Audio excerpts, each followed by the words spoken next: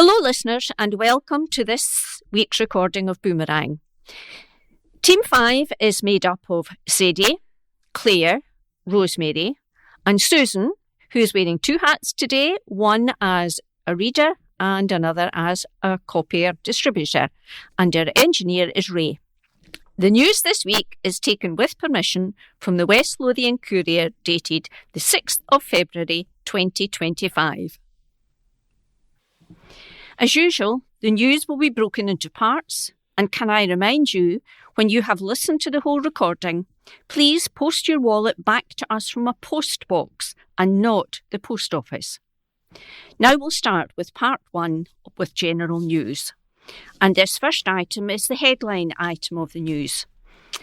The headline reads, Council tax bills look set to rise by 5.8% and is by Stuart Somerville. West Lothian households could see a 5.8% increase in council tax from April when the budget is set later this month. That would add £6.73 a month or £1.55 a week to the bill for the average Band D property in the county. The figure is one of the lowest rises predicted among neighbouring local councils, despite West Lothian having had to cut £159 million from its budgets since 2007. The assumed rise mirrors what the council had wanted to put in place in February 2024, before the council tax freeze, the 10th imposed on local authorities by Holyrood's Scottish National Parliament administration, was introduced in the autumn of 2023. If it's agreed, it will bring in just over £6 million to council coffers. West Lothian received only around £4 million from this financial year in government funding to cover the 2023 freeze imposed by the then First Minister, Humza Yousaf. The Council's Corporate Policy and Resources, PDSP, also heard proposals to cut the discount reduction for empty properties and end generous rates relief on empty commercial property. SNP Group Leader Councillor Janet Campbell criticised wider budget proposals outlined as lacking foresight and imagination. A report to councillors detailed the long-term financial position. The council has made £159.2 million of savings over the period 2007 and 8 to 2023-24, and it's becoming increasingly difficult to make all the required savings without impacting on the level of service provided to the public. If a 5.8 council tax increase is agreed at the Budget Council meeting later this month, West Lothian will likely set one of the lower increases. Neighbouring East Lothian has considered a rise of up to 10%. The Scottish average Band D council tax is £1,421, compared with West Lothian 2024-25 Band D rate of £1,396. West Lothian Council has the 10th lowest council tax Band D rate in Scotland. From 2017 to 18 to 2024-25, the average Band D council tax rate for Scotland has increased from £1,173 to £1,421, an increase of £248 or 68p per week for 7 years. West Lothian's Band D rate has increased by £262.96 or 72 pence per week. Councillor Janet Campbell questioned an assertion in the council tax report that the average Band D rate in England is £750 higher than the Scottish average and £780 higher than West Lothian. Councillor Campbell also suggested the financial officer's suggestion that projected additional income of council tax of £19.3 million over the next 3 years would appear to more than cover the £7.1 million, which is the total pressure over the 3 years, taking into account all the savings which have already been agreed by the council. Kenneth Ribbons, Acting Head of Finance and Property Services, said, "That's not in fact correct. because the budget model already assumes the rate of council tax over those years. It is 5.8% for the first year. For the other 2 years, it's 4.5%. So those increases are already factored into the budget model and resolved in the projected deficit already outlined. Councillor Campbell asked the Finance Director, "Is this correct, that average English Band D rate is £750 more than the Scottish average?" Mr Ribbons responded, "I would certainly hope it's correct, given that it's in the report, but I can check that and report back separately." Police drink and drug campaign. Rogue drivers putting lives at risk. A total of 83 drink and drug driving offences were recorded in the police division covering West Lothian during Police Scotland's festive campaign. Officers across the Lothians and Scottish Borders division tested 33 motorists behind the wheel with blood alcohol above the limit, 31 driving under the influence of a controlled drug above the prescribed limit, and 2 who were driving while unfit through drink or drugs. A further 8 in total were in charge of vehicles in those 3 conditions, while 4 failed to provide roadside breath tests and another 5 did not provide breath, blood or urine specimens at police stations during the 7-week campaign, running from December the 1st to January the 19th. More than 25,000 vehicles were stopped across Scotland during the annual festive drink and drug driving campaign, with officers carrying out a total of 4,779 breath tests and 963 drug wipes, around twice as many as 2 years ago. A national total of 439, or 9.2% of roadside breath tests returned as positive, as did 522, or 54% of the smaller number of drug wipes, which were carried out only by specially trained officers. The Christmas and New Year initiative was supported by a Scottish Government marketing campaign launched at the Livingston Inn by Almond Valley MSP Angela Constance, the Justice Minister, who said driving with drink or drugs in your system destroys lives. Roads and local policing officers jointly carried out periods speaking to drivers and raising awareness in communities, with Police Scotland highlighting that they used data to target key areas, responding to information from members of the public and setting up roadside checks. Head of Road Policing, Chief Superintendent Hilary Sloan said, "Police Scotland will keep targeting drink and drug drivers, and we know how important this is to the public. The message to people thinking about driving after taking drugs or alcohol is, you will get caught. Our officers are out every day. We will arrest you, and that will affect you for the rest of your life. It's your choice, and it can have a devastating impact on other road users. It changes people's lives, and it is avoidable." She said, "Thank you to everyone who supported our campaign, and please continue to speak to family and friends to encourage changing the behaviour of drivers." Council ballot set for March by Michael Pringle. A by-election is to be held in West Lothian in March this year, following the retirement of Councillor Diane Calder.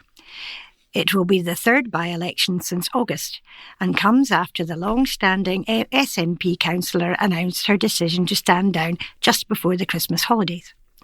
The by-election for Broxburn, Uphall and Winchburn Ward is to be held on Thursday, March the 13th.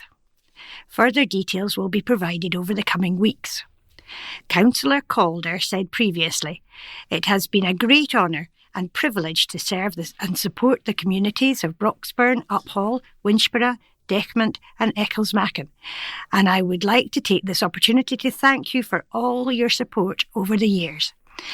I would also like to take this opportunity to say that I am extremely proud to live within our communities where there are fantastic volunteers who work tirelessly for their towns and villages and for each other. It has been extremely humbling to have been part of this. I have met many inspirational people and have made many lifelong friends in my time over the years in elected office, and I do hope to maintain those relationships in the future. At the last West Lothian Council election in May 2022, Councillor Calder gained the most first preference votes with 1,990, that's 29%, and was elected. This next article is entitled Change Blows In as Wind Farm Under New Ownership and is written by Ross Thompson. A long-standing West Lothian onshore wind farm is under new ownership after being acquired by leading renewable energy developer OnPath Energy.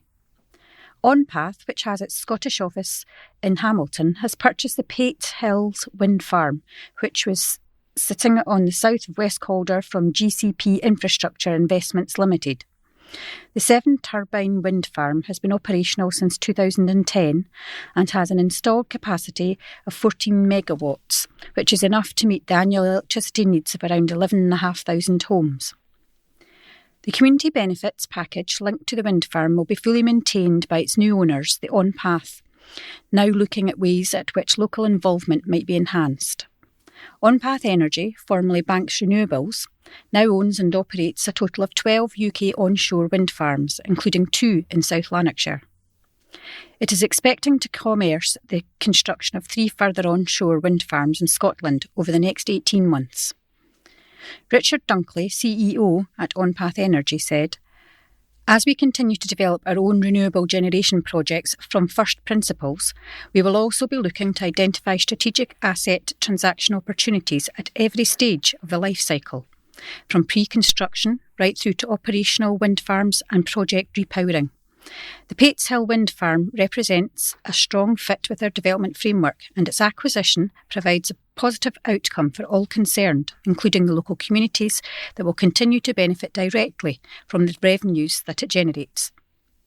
OnPath Energy has more than 3 gigawatt of renewable energy generation and electricity storage capacity in its development pipeline, planning permission for up to 368 megawatts of renewable electricity generation and flexible energy storage projects. A further 417 megawatts in the planning system and 1,489 megawatts in the development pipeline. The Pates Hill wind farm transaction also represents the company's first acquisition since its own acquisition by Brookfield Asset Management in 2023 through the Brookfield Global Transition Fund 2. Philip Kent, Chief Executive Officer at Gravis Capital Management, the investment advisor to GCP Infrastructure Investments Limited, added, "We are pleased to be selling the Pates Hill wind farm to OnPath Energy, who we are sure will be excellent stewards of the asset and will continue to create benefits for all relevant stakeholders." This next item is headed Poynton's Boundary Pleasure and is by Ross Thompson. MP Gregor Poynton has welcomed the latest proposals from Boundary Scotland, which now recommend that Falthouse remains within the Amond Valley Scottish Parliament constituency. Under the initial proposals, Falthouse had been set to be moved from a West Lothian constituency to one more aligned with North Lanarkshire, splitting its political representation between both areas. Livingston MP Gregor, who represents Falthouse in the Westminster Parliament, strongly opposed these changes, citing the disruption it would cause to Falthouse's historic, social and infrastructural ties with West Lothian. He said, "This is the right outcome for people in Falthouse, and I'm delighted that Boundary Scotland has listened to the voices of the local residents and reconsidered their proposals. Keeping Falthouse within Amond Valley, as I argued, ensures continuity in political representation and helps preserve its vital connections to West Lothian's healthcare, transport and policing services. I want to thank everyone who took the time to engage in the consultation process and make their views known. This result demonstrates the importance of community involvement in shaping decisions that impact our local area. It's important that people from across West Lothian now contact Boundaries Scotland again to endorse these revised proposals that better suit the needs of Faulthouse and the Almond Valley constituency as a whole. The revised boundary proposals will now proceed to further consultation before final recommendations are submitted to Scottish ministers in 2025. For more details on the proposals and to participate in the consultation, visit Boundaries Scotland website at consult.boundaries.scot. This article is headed Firework Zones Are Not Needed, and it's by Stuart Somerville. West Lothian does not need firework control zones, according to the Scottish Fire and Rescue Service. Partnerships developed following past and antisocial behaviour have been effective enough in curbing lawless and dangerous behaviour across the county. Reports of violence were limited to one area on Bonfire Night last year, and the number of incidents in and around November the 5th dropped significantly. Firework control zones were introduced last year by new legislation from the Scottish Government. Zones can be set up by local authorities following public requests and mean that setting off fireworks in that area is illegal. 4 zones were introduced in November last year in areas in Edinburgh, including Seafield next to the Cat and Dog Home, and in Niddrie, the scene of violence the year before. The zone rule did nothing to stop an outbreak of violence and antisocial behaviour in Niddrie last November, with widespread attacks on police who had to don riot gear to tackle the thuggish behaviour as emergency crews were attacked and property damaged. Having delivered a debriefing report on the last bonfire night in West Lothian, Paul Harvey, the local Scottish Fire and Rescue Service Liaison Officer, answered questions at this month's meeting of the Community Safety Board. He pointed out to the work done by the SFRS with local schools in the run-up to Bonfire Night, as well as collaborative work with council departments identifying rubbish build-ups and potentially dangerous bonfires. The use of council's social media channels also reinforced stay safe messages around Bonfire Night. Councillor Craig Meek asked, in terms of yourself or any of the other partners, will you be recommending any firework control zones for West Lothian at this point? Watch Commander Paul Harvey said, there's been extensive conversations around firework control zones. We at this point would be recommending the alternatives to firework control zones that West Lothian has provided over the last number of years. I think they have been successful in keeping down the number of firework-related crimes. However, we obviously are open to discussions on the zones. Only one incident of violence against emergency services was recorded on Bonfire Night when fire crews were targeted by stone-throwing youths in Blackridge. There had been reports of firework-related antisocial behaviour in Blackburn in the lead-up to Bonfire Night, but the evening itself was calm, thanks to ongoing work by the community through the Blackburn Bonfire Night Action Group.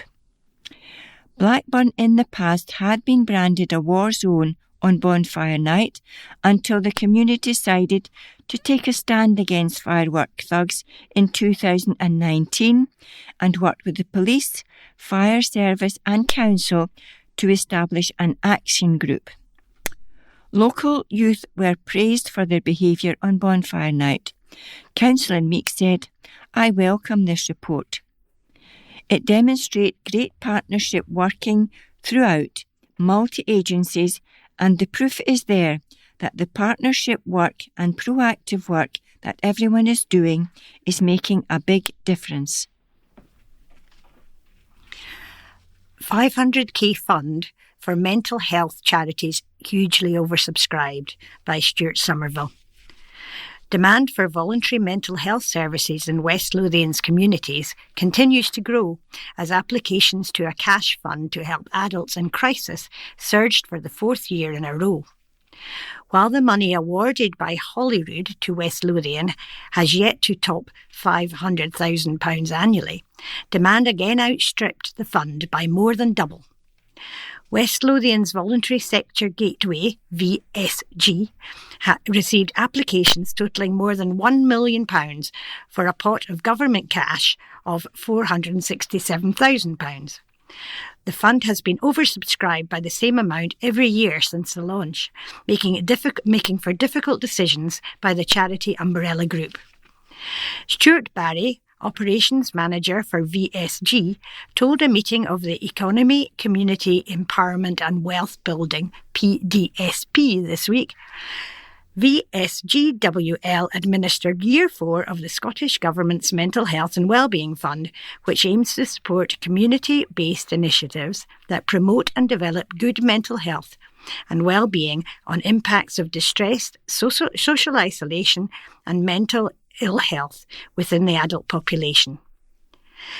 An independent assessment panel comprising representatives from VSGWL, West Lothian Council, HSCP and an individual with lived experience met 3 times during November to consider applications.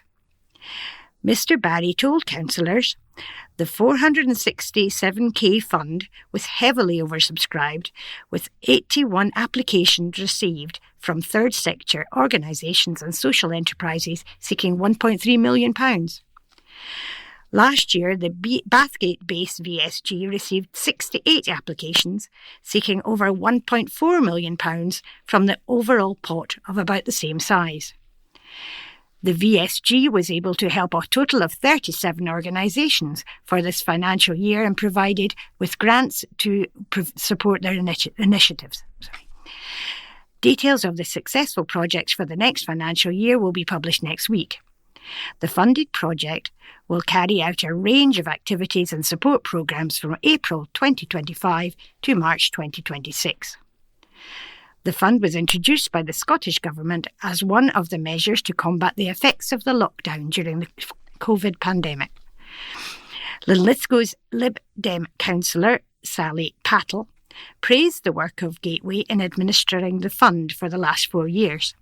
She told the meeting, "I'm always so impressed at the amount of work you are able to coordinate and pull together." And she went on to point out, "It is just astonishing that number of organisations have applied. What indications do you have that the fund will continue?" Mr. Barry told the meeting that the wider Third Sector Interface, TSI, network is in active dialogue with the Scottish Government about the potential of what he described as this invaluable and much needed funding in future years. He added, "It would be fantastic if we could get an increase, but that depends on the Scottish budget." This next article by Ross Thompson is entitled Partnership Finishes in the Best Way Possible. Lothian Buses staff have marked the end of a partnership with a local carer group in style. Colleagues with caring responsibilities will have a new resource to support them thanks to the launch of a carer's passport, marking the end of the 2-year partnership between the bus operator and Vocal, Voice of Carers across Lothian. A carer's passport is a living document which details the flexibilities needed to support Lothian employees who have unpaid carer roles and enables the carer and their manager to have supportive, meaningful conversations about their needs. Vocal have worked closely with Lothian Buses over the course of their 2-year charity partnership to develop this tool and have provided training for managers across the business to better support colleagues who provide care for another person. Gaynor Marshall, Communication Director at Lothian, said, "Our charity partnership with Vocal has been really special. Knowing that we have helped to amplify Vocal's message within our operating area to promote the role of unpaid carers is confirmation that partnerships like this are vital. We'd like to take this opportunity at the close of our partnership with Vocal to thank their team and service users for what has been an influential and inspirational 2 years. The charity partnership, which launched in early 2023, has helped raise awareness of the work of Vocal and the invaluable services they provide in communities across Edinburgh and the Lothians. Though Lothian's communications channels and the striking Vocal bus, which is pictured in an accompanying picture to the article, the charity has seen an increase in the number of referrals to their support services.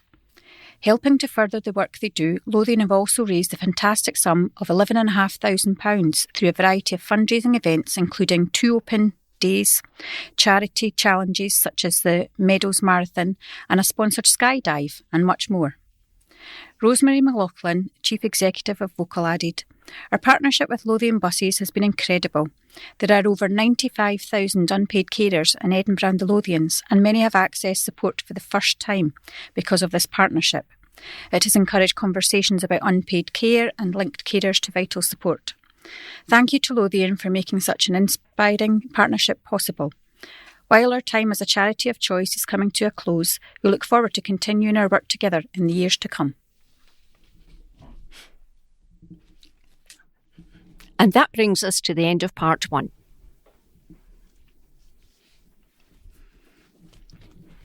Welcome back to part 2. We will start with the family announcements and then continue with the general news. McDade John from Armadale, peacefully at Peacock Nursing Home Livingston on the 1st of February 2025, John, aged 88 years. Beloved husband of the late Unity, a much-loved dad and papa.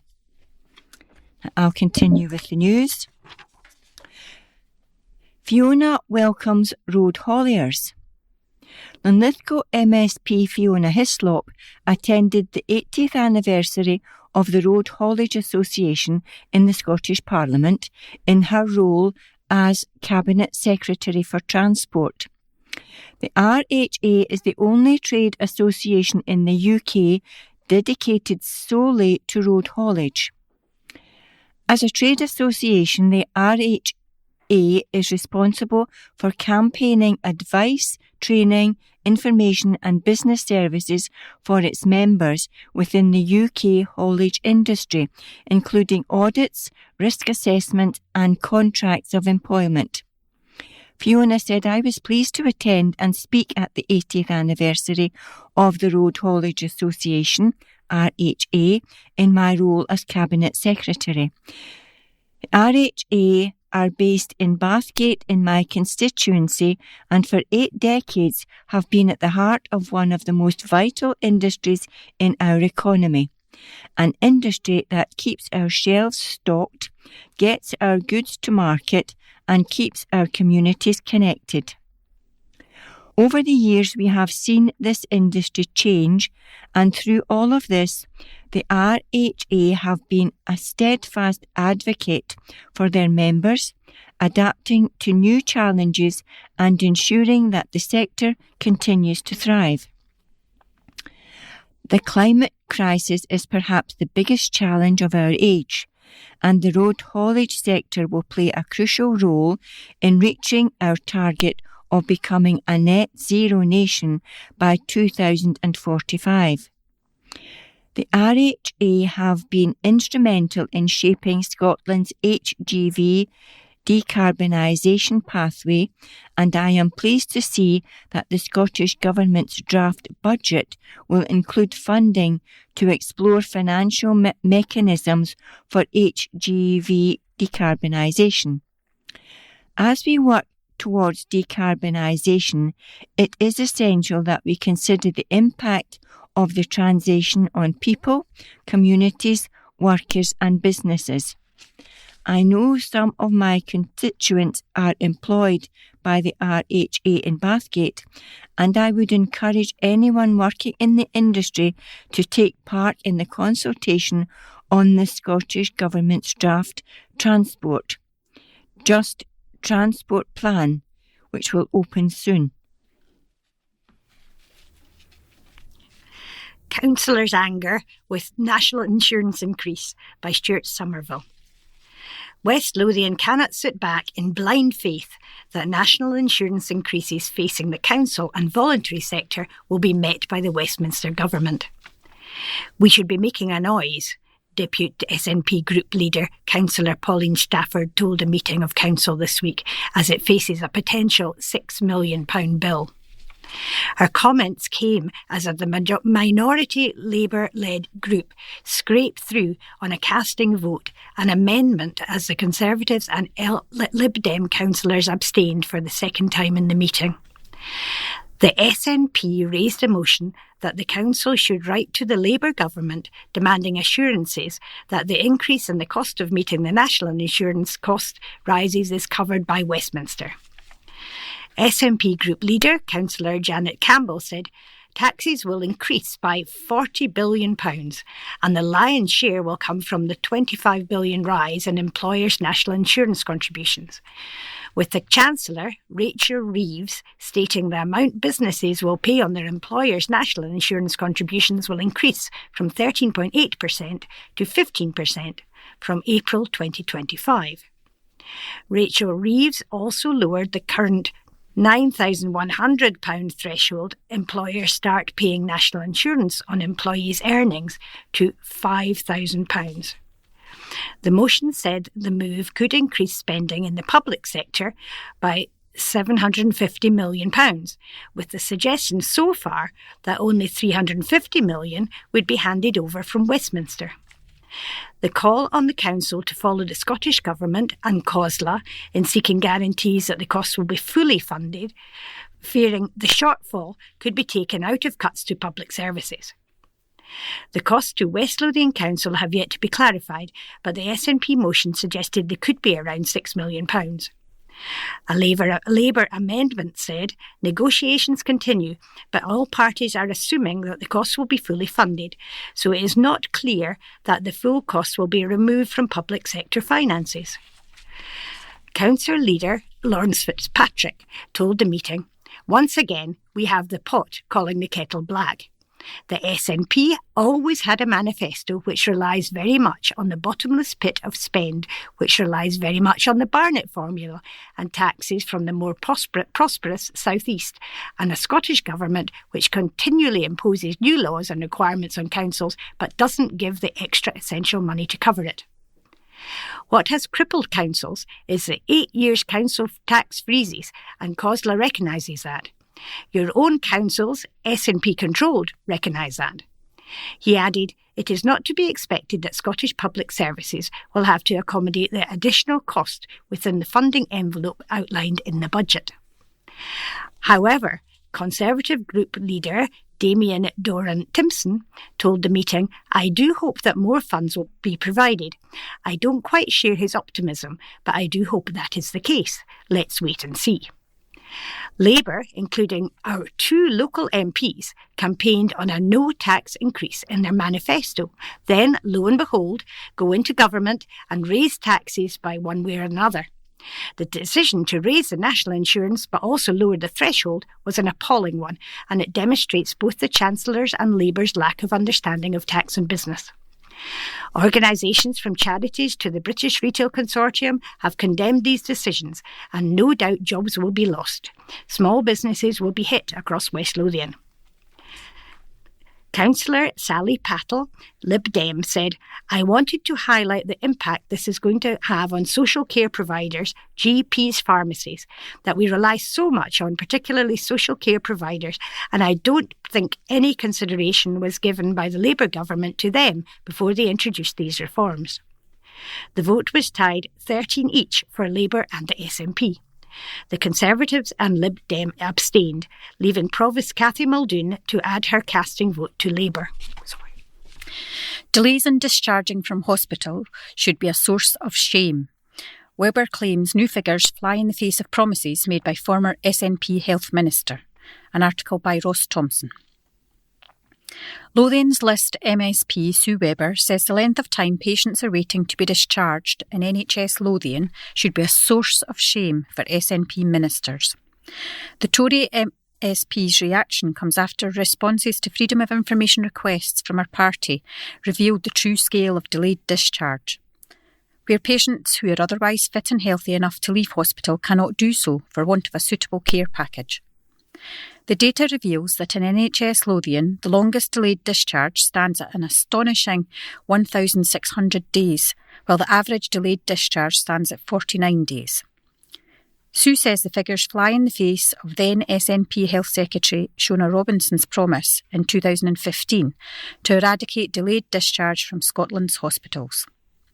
She added that the figures must be an urgent wake-up call for the under-fire SNP Health Secretary Neil Gray to finally get resources to the front line in NHS Lothian rather than money being wasted on bureaucracy. Sue said, "Far too many patients are stuck for far too long in hospitals in NHS Lothian on the SNP's watch. Almost a decade has passed since the SNP promised to eradicate delayed discharge from Scotland's hospitals, but these figures fly in the face of that. It should be a source of shame for SNP ministers that one patient waited an astonishing 1,600 days to leave hospital despite being deemed fit to go home, and that on average patients are waiting weeks, if not months, to be discharged. These waits not only have a huge impact on the patients involved, they also have devastating knock-on effects for other patients in NHS Lothian. Despite the best efforts of dedicated staff, more and more patients will suffer longer waits at A&E, or see operations cancelled at the last minute because beds simply are not available. The figures must be an urgent wake-up call for SNP Health Secretary Neil Gray to finally get a grip on the crisis in NHS Lothian." And she went on to point out, "This is exactly where investment in the NHS should be going, rather than being wasted on pointless bureaucracy and pen pushing." In response to Scottish Health Secretary Neil Gray said, "Most people are able to leave hospital with no delays. Currently, over 96% of all hospital discharges happen without delay. But reducing delayed discharges further is a priority for the Scottish Government. Our budget for 2025 to 26 will invest approximately $200 million to reduce waiting list backlogs, improve capacity and remove barriers which keep some patients in hospital longer than necessary. We also want to expand Hospital at Home to treat 150,000 more patients, deliver additional support for GPs and invest in new hospitals. Our budget will unlock investment to drive long-term and lasting improvements and the healthier population that we all want to see. The NHS needs Parliament to unite behind this budget." Next item is headed "Fly Tipping Fears Amid Steep Rise in Cost of Bulk Uplifts" and is by Stuart Somerville. The cost of bulky rubbish uplifts in West Lothian is set to rise to £50 for 5 items in this month's budget. A proposed 5.5 increase in service charges could also see burial and cemetery charges rise in line with proposals first agreed in February last year. The Council's current charge for bulky uplifts is £38.59 for 5 items. News that the new charge could top £50 prompted online criticism in the weeks before the budget, which is expected at the end of this month, along with suggestions that it could lead to a rise in fly tipping. The proposed increase in uplift charges would generate additional net income per annum of approximately £49,000. A report to the Corporate Policy Resources, PDSP, this week said, "This increase would move the financial position for this discretionary service closer to full cost recovery, but the service would still require some subsidy from council budgets to deliver. On the basis of a similar 5-item uplift service, the council's current charge of £38.59 is the 16th highest in the 31 councils who charge for bulky uplifts. Moving to a charge of £50 would exceed the current average charge of £41.91 and would move the council to 9th highest for fees in Scotland based on the 2025 charges. Increase in discretionary fees and charges agreed in February 2024 was budgeted to generate additional income of £130,000 in 2024 and £165,000 in 2025-26. The budget could also bring a rise in cemetery charges. The report to PDSP detailed the Council has a statutory responsibility as a burial authority to provide communities and families with a burial service. This service includes providing layers within cemeteries and preparing and closing layers for interments. The Council currently applies separate charges for the sale of layers and for preparing and closing layers for interments for all funerals. However, the income generated through the sale of layers and interment fees does not offset the full operating costs of delivering the service, with the cemetery's service heavily subsidised by the Council. The report added, whilst the Council has a statutory responsibility to provide a burial service, it has discretion to set its own charges. It is therefore proposed to increase cemetery charges for the sale of layers and interment fees to a charge where service operates at a reduced subsidy level. An increase of 20% in 2025-26 would generate additional income of approximately £65,000. An increase of 20% in 2025-26 would generate additional income of approximately £65,000 and decrease that subsidy to around £102,000. It is proposed that the Council would move towards a full cost recovery model through above inflation increases in the years beyond 25-26.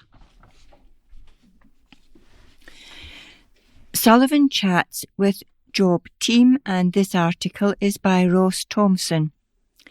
MP Kirstine Sullivan visited the Bathgate Job Centre to chat with staff and explore the innovative ways the centre is addressing employment challenges in the constituency. The visit included discussions with Tricia Robertson, East Scotland Services Leader, and Craig Sheeran, Senior Customer Service Leader for the Lothians. During the visit, Kirstine met with work coaches and local stakeholders to discuss tailored employment support for youth, disabled individuals and the long-term unemployed. Particular focus was placed on addressing systemic barriers to employment in areas such as Bathgate and Whitburn, which have higher than average universal credit claimant rates. Kirstine said, job centres like the one in Bathgate are vital in providing personalised support to help people back into work and equipping them with the skills needed for sustainable employment. The visit reinforced the importance of tailoring services to meet the unique challenges in our constituency.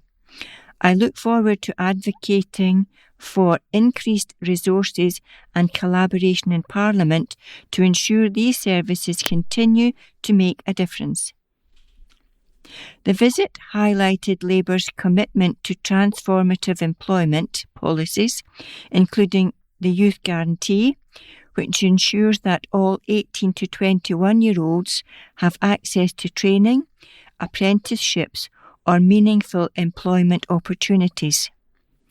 Discussions also included how job centres can integrate more closely with local employers to create inclusive hiring practices and pathways back to work for those with disabilities.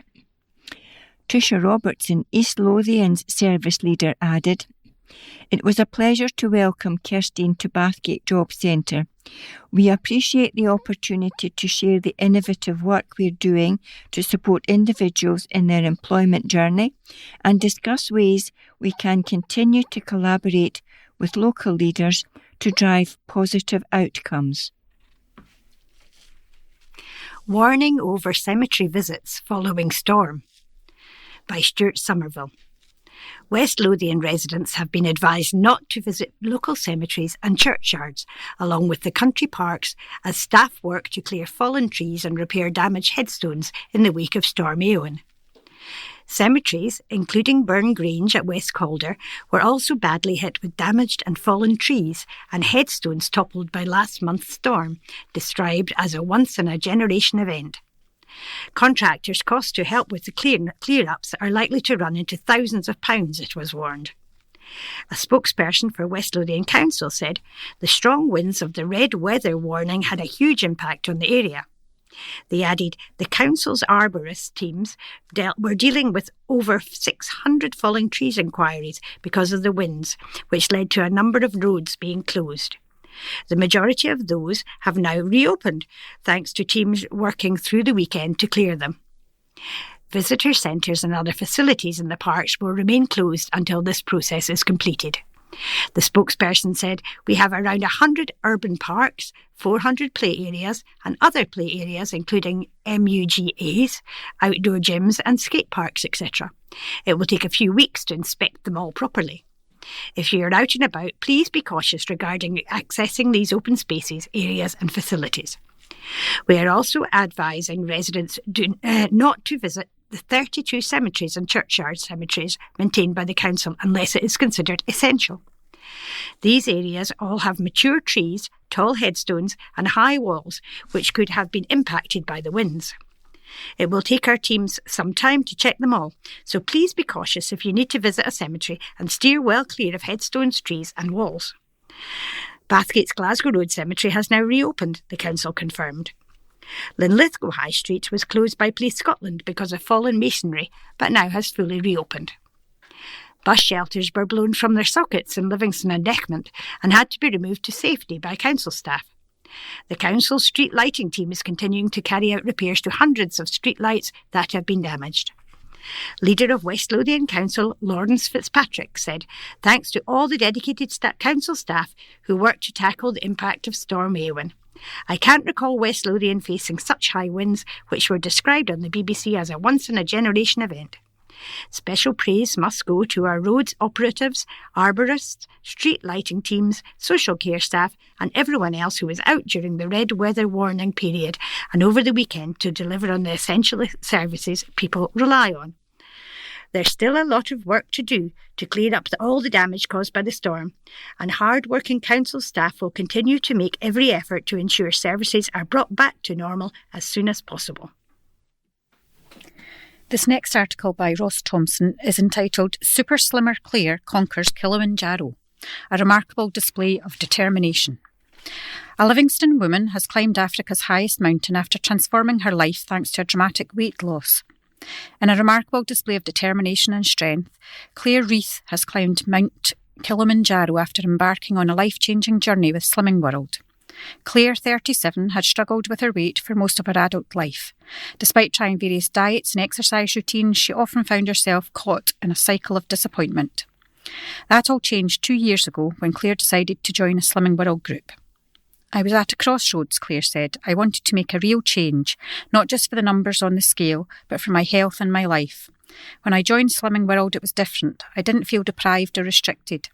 I could enjoy the foods I loved while learning to make healthier choices." Through the Slimming World programme, Claire learned how to embrace balanced eating, enjoyed regular support at group meetings, and discovered the motivation she needed to adopt an active lifestyle. As the pounds slowly melted away, Claire's confidence soared and she realised she could achieve more than she had ever thought possible. It wasn't long before Claire began setting bigger goals. She said, "I'd always dreamed of doing something like climbing Kilimanjaro, but I didn't think it would ever be within my reach. But as I lost weight and got stronger, I started to believe that anything was possible." In September, Claire took on the challenge of climbing Mount Kilimanjaro, an adventure she had once thought was beyond her. With support from her Slimming World group, her family and friends, Claire began rigorous training for the trek. The climb itself took 6 days, during which Claire faced physical and emotional challenges that pushed her to her limits. "The altitude, the physical strain and the cold were all tough," said Claire. "I kept thinking back to all the hard work I had put in. Every time I felt like giving up, I remembered how far I'd come." Claire's achievement was an accumulation of years of hard work and perseverance, and when she finally reached the summit, she was overwhelmed with emotion. She added, "Standing on top of Kilimanjaro was a moment I will never forget. I had tears in my eyes. It was proof that no dream is too big and no challenge is impossible if you're willing to work for it. Since returning from her climb, Claire has been sharing her story with others in her Slimming World group, inspiring fellow members to set and achieve their own goals. I want people to know that Slimming World isn't just about losing weight, said Claire. It's about changing your mindset, gaining confidence and realising that you can do things you never thought were possible. And the story is accompanied by a picture of Claire at the summit of Mount Kilimanjaro. This next item is headed Man Attacked by Brutish Gang Armed with Weapons and is by Chris Gourley. A West Lothian man was attacked in front of his partner and child by a gang of men armed with weapons. The terrifying incident took place on Cardross Avenue in Broxburn on Monday the 27th at around 7:30 p.m. The 37-year-old was confronted by 4 men in a house before being assaulted. He was then dragged from the house to the driveway where he was attacked further, causing serious injuries. The man was rushed to the Royal Infirmary of Edinburgh due to the nature of his injuries. The gang fled in a white or silver car and drove off towards Cardross Road. Police say the victim's partner and child were not harmed, but have been left very frightened by what happened. Detective Sergeant Tony Gilhooly from Livingston CID said, "The fact that the suspects knew the child was in the house but continued with this vicious attack is abhorrent. It is imperative that we trace those responsible as soon as possible." Officers have been carrying out door-to-door inquiries and viewing CCTV to identify the men and trace the van, and I would appeal to anyone who may have seen or heard the disturbance or assault to contact police. We would be keen to view any dash cam or doorbell footage from the street between 7 p.m. and 7:45 p.m. on Monday night, just in case it caught footage that would assist the investigation. Officers remain in the area and information can be passed to them or via 101. Please quote incident number 3140 of Monday 27th of January 2025 when you're calling, or alternatively, Crime Stoppers on 0800 555 111. Calls are free and your anonymity will be maintained. Council joins bid for Winchborough Station, and this is by Stuart Somerville. West Lothian Council has become a co-promoter of a new railway station for Winchborough. The agreement to act alongside the Winchborough Development Limited aims to push the project towards a start date more than a decade after it was first promised. The aim now is for the Council to take a bid for funding forward to kickstart a development which will hopefully be backed by Network Rail and Transport Scotland. Any significant public infrastructure project in Scotland requires a promoter. The Council's main role will be to oversee a funding application to the City Regional Deal, an alliance of neighbouring local authorities which could benefit from major infrastructure such as railway stations or to any other public funding source. Network Rail is currently costing the multi-million-pound project, and costs and final designs are still to be confirmed. A business case also needs to be finalised by Transport Scotland before a submission for funding can be made. It is hoped that once those milestones are complete, that a submission for funding could be submitted before the summer. The Council is not in a position to seek funding from developers to pay for a railway station, and it is expected that the bulk of costs would come from the public purse, either directly from the Scottish Government or through national agencies such as Transport Scotland. Recent station developments such as East Linton in East Lothian came in at around 18 million. Winshire Development Limited, as the lead promoter, has promised to support the project potentially by giving over land, creating infrastructure such as park and ride facilities. In a report to the Council, Executive, Senior Planning Officer Wendy McCorrison said, WDL has responsibility for delivery of much of the infrastructure required to support the expansion of the settlement and own the land around the location of the station, and as such are well placed to adopt the role of promoter. However, in doing so, they have invited the council to be co-promoter with them. Their logic in making this request is that the council would be better placed to oversee a funding application to the city regional deal or to any other public funding source which may be identified through the work of the project. The council would not be liable for costs associated with the development. Lib Dem councillor Sally Patel said, Hallelujah, it's great to see real progress. However, Conservative Angela Doran-Thompson was concerned at how slow progress has been to reach the point and questioned how quickly a bid could be lodged. Miss McCorrison said that the aim was that the bid could go before the city region deal by the spring. We are meeting monthly with the Minister to put pressure on the Scottish Government Transport and Scotland Network Rail. We are putting pressure on with these regular meetings. Chairing the meeting, Councillor Lawrence Fitzpatrick said that any delay had been down to the part of changes in personnel at ministerial level and delays in civil servants putting proposals before new ministers. For the council, he said, it had been foot to the floor. Councillor Doran-Thompson said, I'm pleased to support this paper. It's a step forward and for all residents who purchased houses on the promise of a railway station. Councillor Willie Boyle for the SNP said, I look forward to this coming to fruition sooner rather than later. Solar Scheme Project Finished by Ross Thompson. Scottish Water has completed a £675,000 solar scheme at its wastewater treatment works in Bathgate as part of its drive to reach net zero emissions by 2040.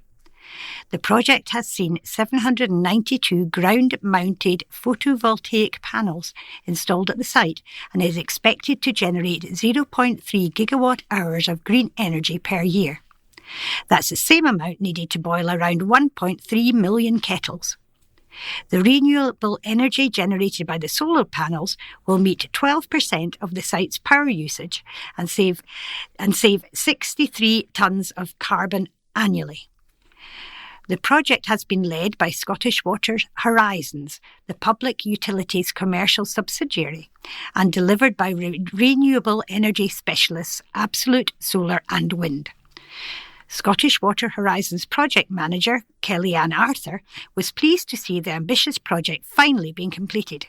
Kellyanne said, We are delighted to have completed the solar scheme at our wastewater treatment works in Bathgate. This adds to Scottish Water's fast-growing portfolio of renewable projects across the country. We remain focused on achieving our ambitious net zero emissions target by 2040 and are continuing to ramp up our response to the climate crisis by increasing the pace and scale at which we are delivering green energy projects. Scottish Water Operations Team Leader Neil Legowski added, The treatment works in Bathgate operates around the clock, treating the wastewater from thousands of homes in the area. It is a large user of electricity, so it is great that some of our power usage is now being met by green energy from this scheme. This helps us in cutting our carbon emissions and helping us on our net zero journey. Properties broken into and car nicked by Ross Thompson. Police in West Lothian are appealing for information after a home was broken into. The property on Deanswood Park in Livingston was broken into around 8 p.m. on Saturday, February the 1st. A black Vauxhall Viva car was taken. Locals have been asked to check private CCTV, doorbell footage and dash cams. Detective Constable Lynn Miles is keen to trace the crooks as soon as possible. He said, Our investigation to trace those responsible is ongoing, and inquiries so far indicate that there were 2 men seen in the area at the time. We are keen to find out more and are asking the public to check private CCTV, doorbell footage and dash cams to see if they have captured anything that could assist officers. Also, please get in touch if you see the car that was taken. Anyone with information is asked to contact police on 101, alternatively contact Crime Stoppers on 0800 555 111. And that brings us to the end of part 2. Welcome back to part 3, which begins with the quiz. Remember to listen at the start of part 4 for the answers to the quiz. Right, here's our quiz today. 10 questions and there are some corkers, so brains engaged. Number 1. Which member of Whistler's family features in his most famous painting? A. His son. B. His father. C. His mother. Number 2. Which symphonic fairy tale by Prokofiev uses different instruments to represent characters in the story? A. Peter and the Wolf. B. The Nutcracker. C. Swan Lake. Number 3. What name is given to a court order that forbids a person from doing something? A. Prohibition. B. Injunction. C. Restraining order. Number 4. Which reading disability is popularly known as word blindness? A. Dyslexia. B. Aphasia. C. Apraxia. Number 5. What is the 17th letter of the alphabet? A. Q. B. S. C. P. Number 6. Betelgeuse is one of the brightest stars in which constellation? A. Taurus. B. Orion. C. Ursa Major. Number 7. What is Pakistan's largest city and chief port? A. Islamabad. B. Lahore. C. Karachi. Number 8. What nationality was the operatic tenor Beniamino Gigli? A. Italian. B. Spanish. C. French. Number 9. Of which country is Brno the second largest city? And that's spelt B-R-N-O.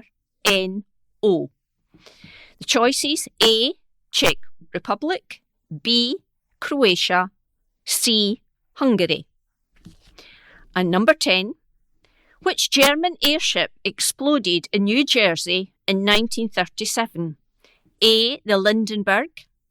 B. The Heisenberg. C. The Hindenburg. And final little challenge is our word challenge. 2 words today. Can you work out which is the meaning of each? The first word is hanch, spelt H-A-N-C-H. Does it mean A. Snap with the jaws. B. Imprison or fasten wrist to wrist. Or C. Tendon at the back of the knee. The other word is churlish. Does it mean A. Rude and surly. B. Tube-shaped. Or C. Comic or funny. Well done. Go on, you see. Let's see. Sorry. Good luck. I hope you do well. And now back to our news. This item is headed Families Battle to Save Community Playgroup and is by Nicholas Malizia. Locals in West Lothian are campaigning to save their community playgroup that's set to close in February. A petition was launched by a concerned parent to save the group, which she called a vital resource and cornerstone of the community. The playgroup is based in West Calder at the West Calder Community Centre and is open to children aged 2 to 5 as an alternative to private or school nursery. Eleanor Aikenhead launched the petition after learning in December that the group would shut its doors in just a few months. Her 2-year-old daughter Alice attends the group, and Eleanor wants the group to stay active in West Calder She says the group has been around for decades and that she relies heavily on its services. The petition on change.org states, as a parent who heavily relies on the services the playgroup offers, the news of its impending closure has hit us hard. This playgroup has established itself as a vital resource in our community, offering enriching activities and social experiences for our youngest community members. The playgroup has been a cornerstone of our community, offering invaluable support and joy to countless families over the years. There are no other playgroups in the surrounding villages within walking distance, meaning that parents and guardians will have to rely on buses or cars to travel to alternative venues. This will not only add unnecessary costs, but will also create inconvenience for many families. Our sister site, Edinburgh Live, spoke with Eleanor to hear about her thoughts on why the group should stay afloat.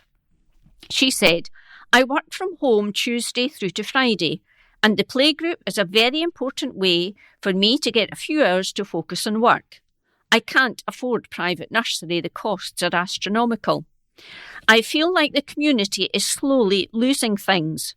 Our Royal Bank of Scotland branch has shut down as well. It's little things like that. It all takes from a small community feel when things like that go. It feels frustrating since West Calder is a small village. We've always been keen about community and had a tight-knit community spirit. Eleanor said the group has also helped Alice make new friends and build social skills, since Alice is an only child. She added, she's an only child and doesn't have siblings at home. It's a way for her to build confidence interacting with other children.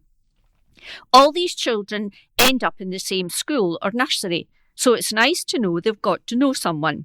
As a parent, it's comforting to know they've got wee friends. Community playgroups are so important for families.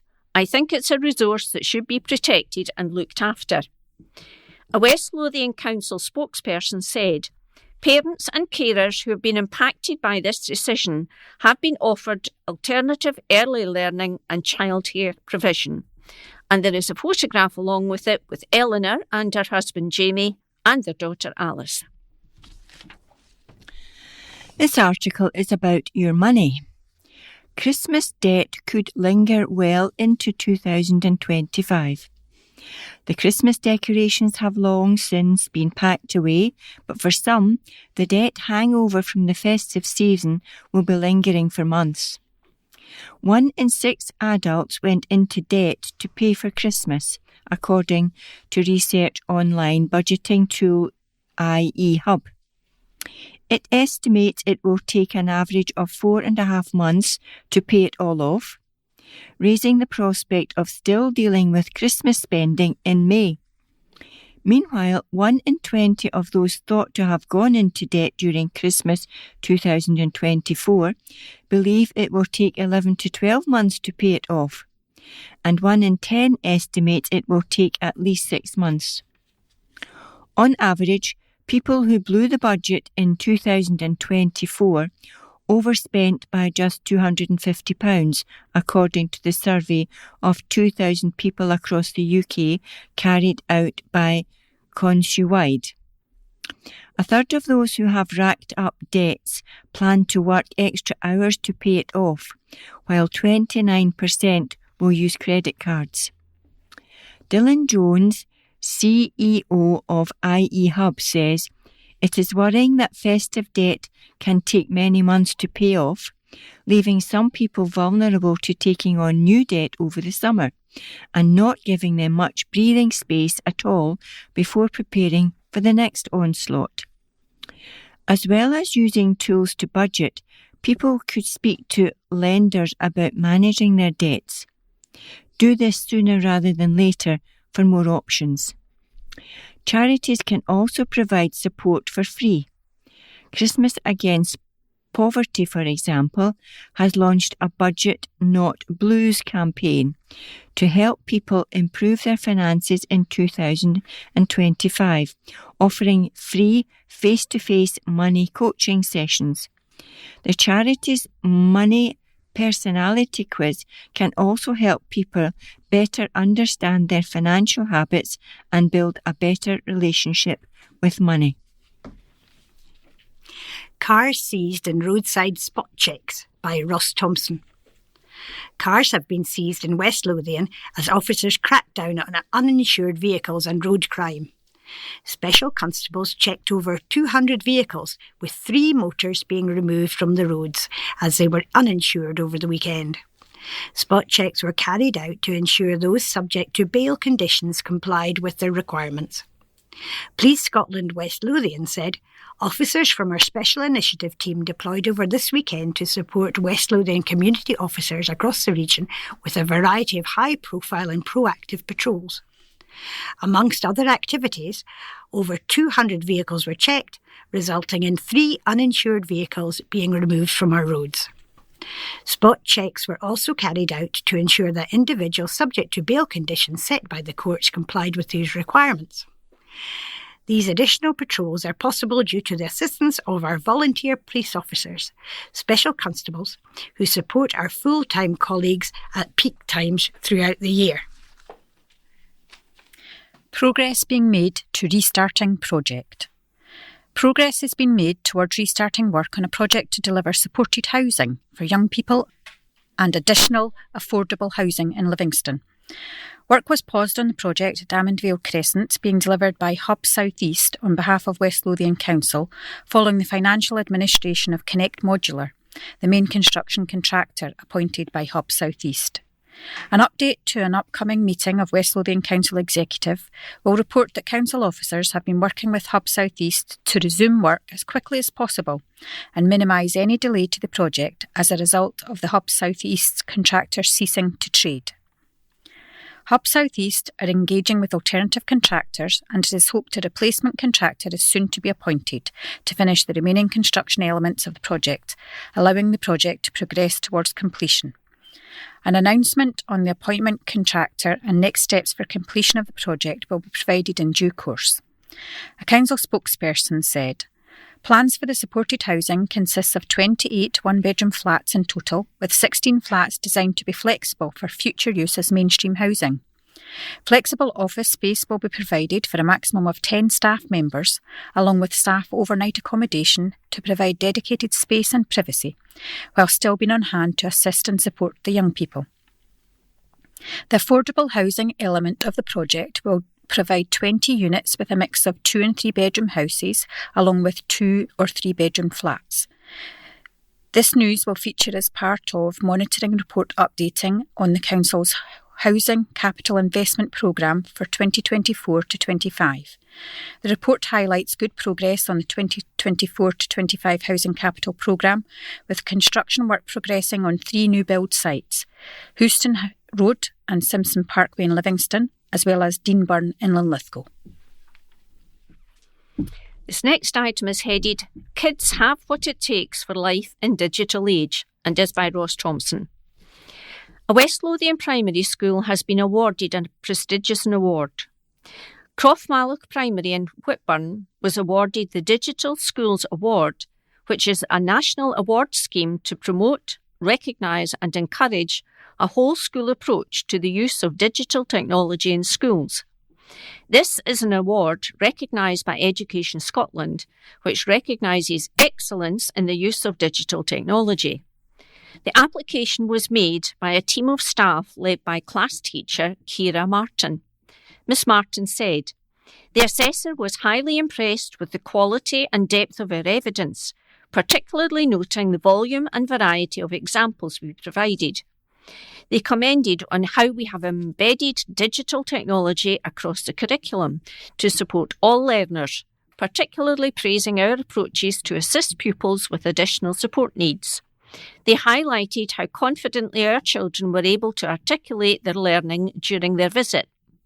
Their ability to speak with clarity and pride about their use of digital tools and how these enhanced their learning experience was particularly praised. The assessor spoke highly of the use of our pupil voice groups and was particularly impressed with the children's ability to highlight, plan and evaluate the impact of the change they inspired. Following this success, we will now become a mentor school, supporting others in their journey towards achieving the Digital Schools Award. And there's a lovely picture of some of the pupils looking resplendent in their school uniforms, proudly holding their award. Shock as lorry bursts into flames. A lorry was engulfed in flames in a shock incident in Livingston. Emergency services responded to the lorry fire in West Lothian, where thick smoke was seen going into the sky. The Scottish Fire and Rescue Service was called to the incident on Nairn Road in Livingston at 6:30 a.m. on Wednesday, January the 29th.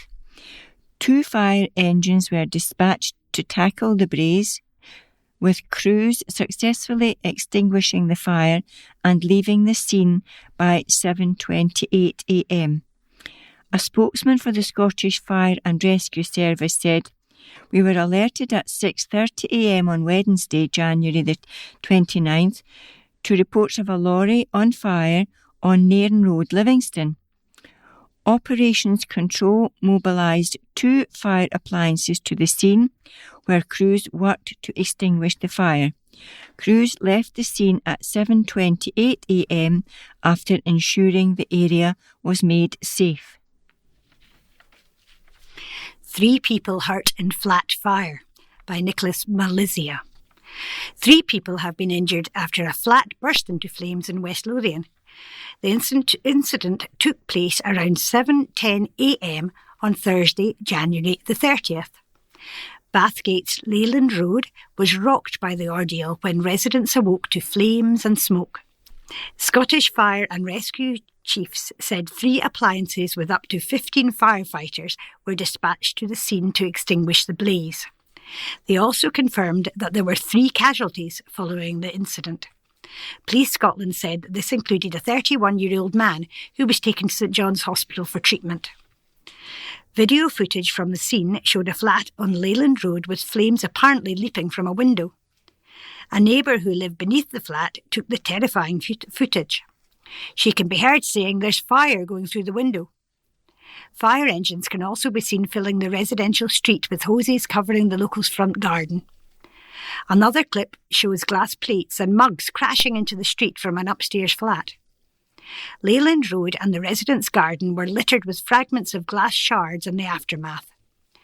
A Police Scotland spokesperson said, "At around 7:10 a.m. on Thursday, 30th of January 2025, we received a report of a disturbance at Leyland Road, Bathgate. Emergency services attended. A fire was extinguished by Scottish Fire and Rescue Service. A 31-year-old man was taken to St John's Hospital for treatment, and inquiries are ongoing. The Scottish Ambulance Service was approached for comment." Lunar New Year is marked at spectacular celebration, an article by Ross Thompson. West Lothian Community Race Forum held a celebration event to mark the Lunar New Year. The event, which was held at West Lothian College, saw residents from diverse racial and cultural backgrounds in West Lothian showcasing exciting dance performances, musical instrument displays and various cultural programmes. Additionally, there was a variety of delicious food and beverages available. The fun-filled event saw performances including a traditional Yunnan dance and a dramatic lion and dragon dance. There was also the chance to enjoy a street market and various cultural workshops. Lunar New Year is the beginning of a new year based on lunar calendars, or informally, but more widely, lunisolar calendars.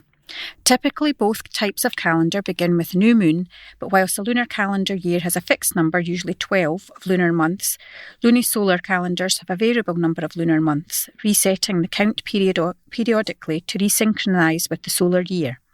The event is celebrated by numerous cultures in various ways at diverse dates.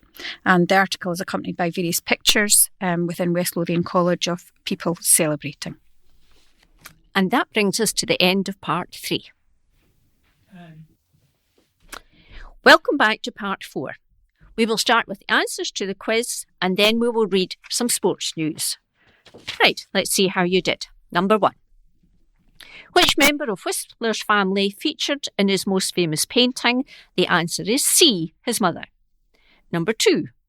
Which symphonic fairy tale by Prokofiev uses different instruments to represent characters in the story? And the answer is A, Peter and the Wolf. Number 3. What name is given to a court order that forbids a person from doing something? The answer is B. Injunction. Number 4. Which reading disability is popularly known as word blindness? The answer is A. Dyslexia. Number 5. What is the 17th letter of the alphabet? And the answer is Q. Number 6. Betelgeuse is one of the brightest stars in which constellation? The answer is B. Orion. Number 7. What is Pakistan's largest city and chief port? And the answer is C. Karachi. Number 8. What nationality was the operatic tenor Beniamino Gigli? And the answer is A. Italian. Number 9. Of which country is Brno the second largest city? And the answer is A. Czech Republic. And number 10. Which German airship exploded in New Jersey in 1937? And the answer is C. The Hindenburg. And finally, our words. How did you do? Hanch, H-A-N-C-H, means to snap at with the jaws. And churlish is rude and surly. And your challenge today is to use these words in a conversation with your friends. And now some sports news. The first item is headed, Wright still feels young at heart, and is by Andy McGilvery. Peter Wright says he has a new lease of life, is looking to get fitter, and will stop dancing on stage. Approaching 55, Scotland's two-time world champion is building a swimming pool at his house and will take time to focus on himself. A poor season means that no Premier League, but Snakebite is quite happy with that as he bids to become sharper and fitter. Livingston ace Wright said, I have got a new buzz. I don't know what it is. I feel good. I can only get better. It's up to me how good I can get. As long as I don't look in the mirror, when it comes to March, I'm 55, but inside I feel 21. If I feel like that while playing darts, then everyone is in trouble. Wright added, we're having a pool built. I can't swim, so I'm going to have to learn. It's for the grandkids and stuff like that, but I want to get off a couple of stones. More exercise, eat properly. Everyone else is doing the same thing. It's no good being a fat old darts player up there. Make it work hard, and the results will come. I've just seen myself up there, a big fat fellow. I'm jumping across the stage. I have to concentrate on the game, win games, focus on that, and let the audience dance instead. Wright has no problem in not being selected for the Premier League and admits he has been battered in recent years. He said, there's less pressure by not being picked. I can enjoy being at home with my cats. As a player, I need to set myself, know when to be ready for my next match. It's very difficult to do it just the night before when you've got off the plane. I'm looking forward to the time off. Hopefully, this will mean good results. As long as the head feels good, then they have to beat my arm and my head. They've picked sensibly. They don't want to embarrass some players who could go up there. In the past 2 years, I have played absolutely rubbish and got battered. The Premier League can ruin darts players' life. It has done, and it's proved it. The PDC are very careful and they do the right things. For instance, Luke Humphreys wasn't put in 1 year and then he won everything after that. I won 10 tournaments when I was playing really well in a year. My target is to win 11, and I believe I can do it this year. And there is a photograph of Peter in full flight with his signature hairdo. This time it's royal blue. Monarchs line up for Derby in Scottish Cup. Edinburgh Monarchs will kick off the 2025 season in style when they reignite an historic Scottish Cup derby against Glasgow. The high-octane and high-stakes match takes place in April, and the season starts a week earlier than previously announced. The Scottish Cup Derby first leg takes place at Armadale Stadium on Friday, April the 4th, with the second leg at Ashfield Stadium 7 days later. Monarch's co-producer John Campbell said this is the ideal way to kick off our 2025 campaign. A Scottish Cup derby always brings a high level of tension and excitement, and it's a fantastic chance to see our new side in action.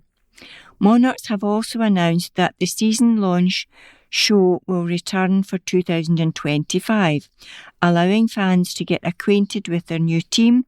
It takes place on Friday, March the 28th at Napier University, Craiglockhart at 7:30pm.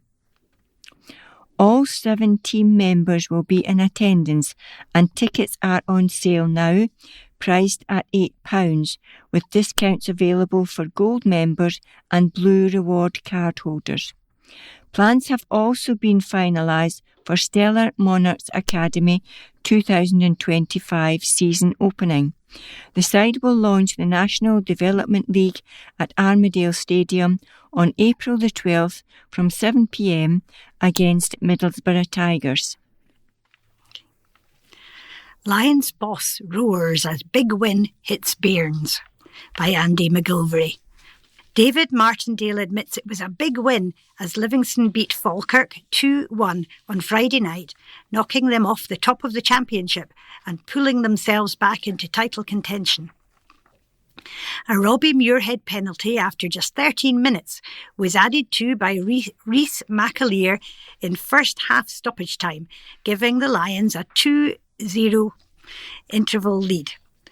Though Brad Spencer pulled a goal back from the spot 10 minutes into the second half, Livingston held on for a second win against the Bairns this season, adding to a 1-0 triumph at home in November and a 0-0 draw at Falkirk in October.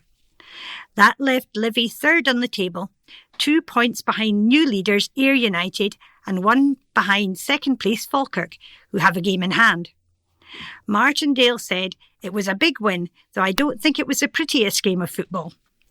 That was a big occasion away against the league leaders. That's us now taking 7 points off Falkirk. They've taken a point off us, and there's a lot to like.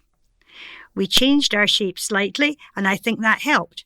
We played Robbie Fraser out of position slightly on the right, matched them up, and I thought we got a bit of success when we did that. Their wing-backs had been killing us a wee bit, but we hit them on the counter for the first. Wee Macaulay Tate's engine to get into the box for the penalty was phenomenal. I thought he was brilliant. In a game of this magnitude, I know he's played big games, but the kid's only 19. He showed us he can play for Livingston, and for me, qualities that he can go and have a career at Hearts also. Then we hit them with a sucker punch against from set play again. Then we hit them with a sucker punch again from a set play. I said to the boys that the next goal probably wins the game. If they got it, there's a chance they come back into the game, but I think you've got to give the players massive credit. I thought they defended unbelievably well. There's different ways to win a game, and there's ways not to get beat. With us 2-0 up at half-time, I thought we could afford to come off it a wee bit and hit on the counter-attack, which we did. That denied the space in behind, and we got a wee bit of a better press on when we went to the 2 up top as well. As the Courier went to press on Wednesday, the Lions faced Dunfermline in the SPFL Trust Trophy semi-final. It's no time for complacency. Boss determined to make sure Livy are ready to give it their all in huge game. An article by Andy McGilvery. Livingston boss David Martindale says guarding against complacency is important as they host Cove Rangers in the Scottish Cup 5th round on Saturday. Martindale's side go into the last 16 clash against Paul Hartley's League One High Flyers on the back of a crucial 2-1 win at Falkirk on Friday night, which knocked them off the top of the championship. That leaves Livingston third, 2 points behind new leaders Ayr United and 1 behind Falkirk, who have a game in hand. Having come through that game on Friday and Wednesday night's SPFL Trust Trophy semi-final at Dunfermline, Martindale will make changes. Martindale will also be able to strengthen with the addition last week of goalkeeper Jack Hamilton, who rejoins the club for a second spell, having left for Ross County in July. Heading in the opposite direction were young defender Cody Stark, who is on loan at Bo'ness Athletic for the rest of this season, and midfielder Ollie Green, who has joined National League side Boston United on a permanent deal, having joined from Hull City in the summer. On Saturday's cup clash at Ammonvale, Martindale said, "We have a huge game on Saturday and it's important. It's my job to make sure we don't become complacent." On Friday night, we were missing a few players like Scott Pittman and Stephen Kelly, but look at the boys that came on. I think we've got a really competitive squad. We, Macaulay Tate and Rhys McAleer, had fantastic games. We've got good numbers of boys that never made the squad for Friday. I'll use Liam Soule as an example. He has been out injured for 3 or 4 weeks and will have an opportunity to come into the matchday squad. Martindale was pleased to bring in 30-year-old Hamilton, but also to let Stark and Green head out and get valuable game time. On Green, who featured only 8 times, Martindale said, "Our midfield is arguably the strongest area in terms of the players we have within the squad, and as a result, Ollie's time has been limited. Ollie and I spoke about this and we both felt it was imperative that at this stage in his development, he went out and got game time.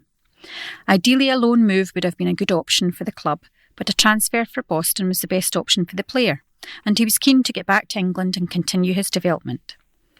He goes with all our best wishes, as he was a genuinely great lad around the place and his potential is there for all to see." Winger Meshach Ubochioma and defender Robbie Fraser will come back into Livingston's squad for the visit of Cove Rangers, having been cup-tied in last night's SPFL Trust Trophy semi-final at Dunfermline. Livingston have won their last 4 games on the bounce, seeing off Airdrie, Hamilton and Falkirk in the league, while knocking Premiership side Ross County out of the Scottish Cup 4th round. That followed a run of 3 straight defeats against Queen's Park, Raith Rovers and Ayr United, and Martindale warns that similarly tough periods could happen again. He said, "I think it was disappointing that we were probably the better team at the Ayr game. With Raith we got sucker punched early on and Queen's Park was a disappointing performance. You're going to go through periods of adversity. I hope I'm wrong, but no doubt we'll go through that again at some stage, and it's important to focus on the next game and try and win it." And it's accompanied by a picture of David Martindale and a cup. And now, although that brings us to the end of the news from the Courier, we have now come to the end of this week's recording. We hope you've enjoyed it. So it's goodbye from Team 5, and until next time, stay safe, stay well.